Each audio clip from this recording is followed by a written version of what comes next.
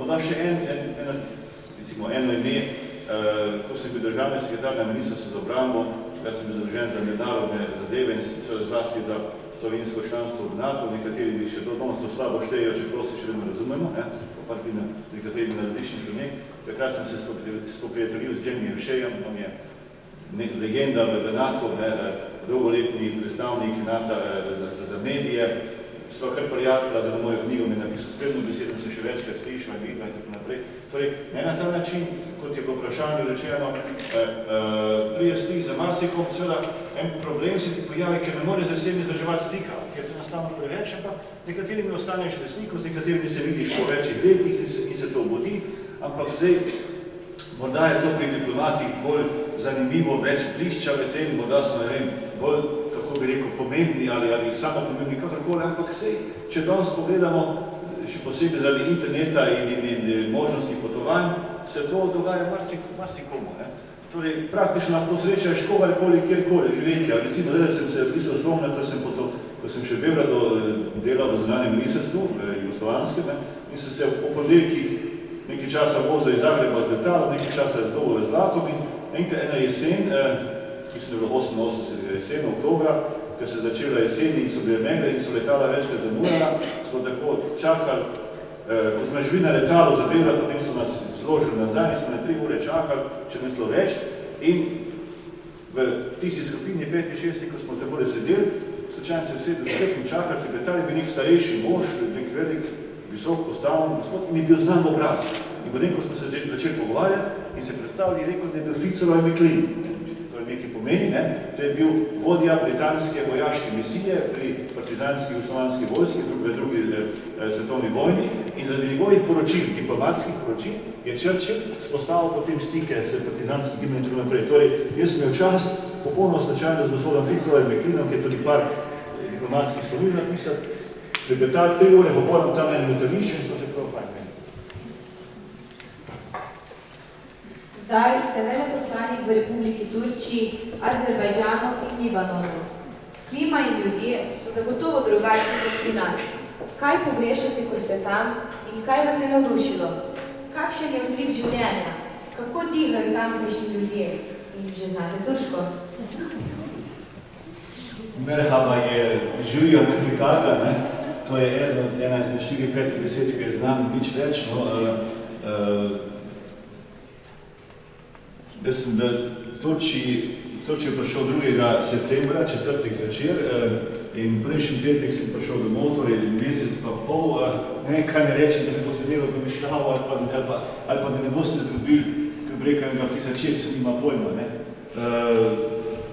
Turčija je pravzaprav kontinent, nisem država. Če te bolj čez palc pogledaš, mi obremoslovci smo se tudi učili čez palc, čeprav ne znam več, razdalja od Ljubljana do Istanbula zračna je približno enako dolga, kot je od Istanbula do turško-iranske meje. Nepredstavljivo velika država. 12 mest, ki imajo več kot 1 milijon prebivalcev. Ankara, glavno mesto, ima 4 milijone prebivalcev. Osobljivo. Sicer pa, jaz sem se tiste mesec zelo dobro počutil, še posebej septembra, ker je bilo izjemno toplo, lepo, sončno vreme, to mi je kar narodno razlagati, zaznanih poplav oziroma deževja v Sloveniji, ljudje so prijazni.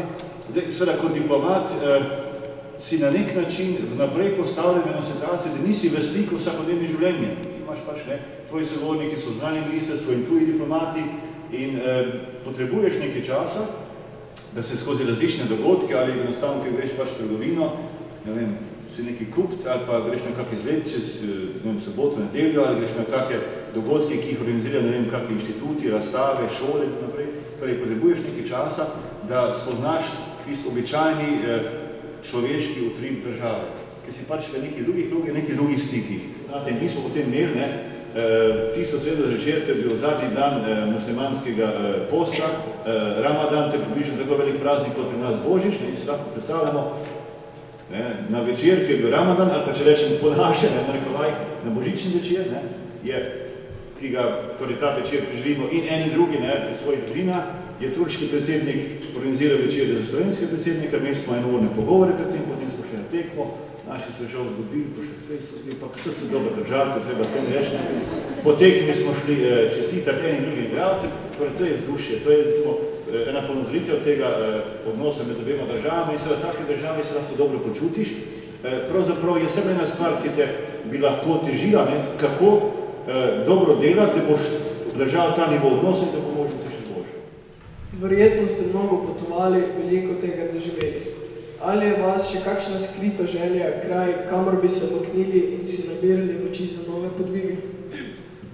Ja, zdaj, če skrito ne vem, če smem izdati, no, jaz sem bil, ko sem bil radodelal tisto 3 leta pa pol, na leto dni približno, sem bil referent ali desk officer, kot se reče neko grdo žargonsko besedo za Mongolijo in sem imel možnost v Mongoliji slugovati, ampak seveda, tisto ni bila varianta, da bi, ne vem, 2 let starega sina seboj Mongolijo pelal, pa vem, ampak recimo v Mongolijo moram enkrat obiskati, ker se mi zdi neka zelo zanimiva država, puščava, tisto in tako naprej, ne. Pa verjetno še kjer recimo Patagonija me tudi zelo navdušuje, ampak to so zdaj že malo take želje, da je kdo rekel, da se zmišljujem, ne. Ampak recimo, to so dve take reči. Bil sem tudi 2-krat na Islandiji, kot smo omenili, smo iz Švedske Štokholma pokrivali Islandijo in me je navdušila in sem rekel, sigurno bom daljše šel na Islandijo, kak teden, 2, recimo, s avtomobilom okoli otoka, kar je izjemno zanimivo, izjemno lepo, nekaj povsem neobičajnega, nezemljskega, priporočam vsakomu, še posebej zdaj, ki je kriza in Islandija toliko cenejša, kot včasih je dražja od nas, to je zdaj večki veliko ugodnejša stvar. Sicer pa sem se spomnil, moram nekaj komentirati tiste na začetku, ki se rekel, da nekaj malo skupnega, malo nekaj različnega, ne sem videl, ampak tudi z vami, jaz nimam vsega, kako je, prosim, ušteviti to. Stoji nekaj učencev, ki so obiskovali vaš krožek in njihova koordinatorka, gospa Vladka Glaser, ki poučuje na osnovni šoli Brežice. Na te ure imajo lepe spomine. Poslušajmo, kaj je v tem, ko je bila še osnovnošolka v okviru projekta SIMOS, to je slovenske internetne mreže osnovnih šol, kjer je v ospredju spodbujanja razvoja različnih vrst pismenosti s pomočjo informacijske komunikacijske tehnologije, zapisala ena od njih, Tjaša Pavlič, ki danes obiskuje že 3. letnik gimnazije Brežice. Pred 3 leti je na osnovni šoli Brežice potekala mala šola diplomacije, ki se je udeležila kar nekaj učencev, vodil pa je gospod Razbec. Potekala je v času pouka, navadno pa smo imeli 2-3 ure na dan. V tej šoli smo se precej naučili pravilnega rokovanja in pogovarjanja ter tudi diplomatskega vedenja pri mizi. Veliko smo se smejali, se pogovarjali, mnogo stvari tudi imitirali. Prizorili smo celo pravo diplomatsko večerjo, imeli svojo strežbo, se lepo vedli in vljudno jedli. Moram priznati, da se moraš resnično dobro pripraviti za takšno večerjo, se moraš vedno paziti, kaj se s kom pogovarjaš. Čeprav smo bili le v družbi sošolcev in učiteljev, smo se počutili precej utesnjeno, saj smo morali pravilno sedeti, komolci niso smeli počivati na mizi, nasploh smo morali biti čim bolj diplomatski. Imela sem posebno vlogo, igrala sem namreč nemško kanclerko. Ob zdravici sem morala povedati nekaj besed in čeprav sem med večerjo sestavila svoj govor, sem vse skupaj kar pozabila, takoj ko sem morala spregovoriti. S sošolko smo sodelovali tudi na okrogli mizi medkulturni dialog. To je bila zame povsem nova, pozitivna izkušnja, ki me je še spodbudila k razmišljanju o tem, kako različni in posebni smo. Zelo sem zadovoljna, da sem se te male šole udeležila. Ni bilo le koristno, ampak tudi zelo poučno in z veseljem bi se še enkrat ponovila. Hvala.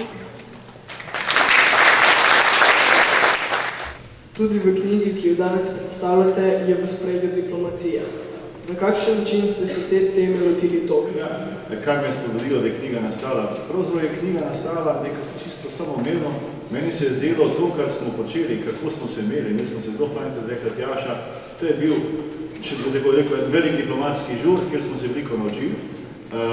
In da sem delegat mesec odločil in sem tudi povedal in smo se nek način skupaj dovolili, da bo iz tega nastala knjiga, ker se mi je zdelo enostavno, kako bi rekel, pregrešno, da bi bilo škoda, da ne rečem sramota, če ne bi tisto, kar smo počeli, kako smo se učili, bilo nekaj zapisano, da bi ostalo, da bomo nekaj za tem in o tem imeli in pa še nekaj druga, da bi na ta način se lahko na primerljivi osnovnošolski stopni nekateri kogi v osnovni šoli učili diplomacijo, brez da bi imeli tam nekega živega, pravega diplomata iz mesa in kosti. Torej, če tole beremo, če se gre potem, lahko vsak osnovnošolski učitelj, učiteljica z večkimi iznajdljivosti, morda še malo po internetu lahko izvede eno tako malo šolo diplomacije. To je zdaj se mi zdi skoraj ključno poslanstvo te knjige.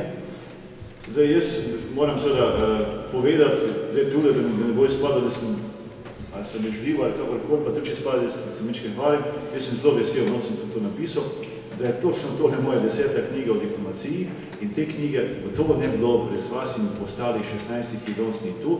In torej sem zelo vesel, da je ta moja gremna knjiga o diplomaciji rezultat našega skupnega dela in da smo skupaj pokazali, kako se da o neki tako zahtevni temi, tako tradicionalni pravi diplomacije, med je stara kot poklicanih 3000 let, nekaj takega, da smo mi lahko naredili nekaj novega, nekaj izvirnega in da lahko to pokažemo komorkoli.